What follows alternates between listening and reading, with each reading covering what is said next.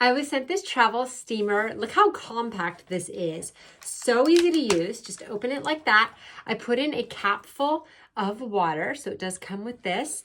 And then it's a simple 1-button press to start it. We're gonna steam the jumpsuit I have behind me.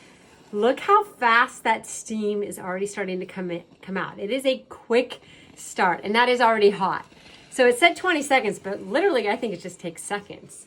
All right, so normally I'd be standing up for this, but I'm gonna do the demo here so you can see it.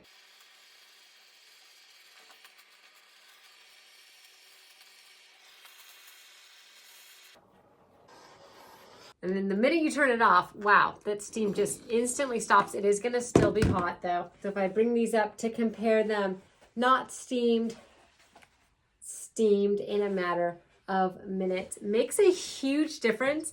And this type of material, the wrinkles are pretty difficult to get out. So if it can get wrinkles out of this type of jean material, it can do almost anything. So lightweight, really, really easy to use. Just refill with water and you can have 30 minutes of continuous steam with this. It's awesome.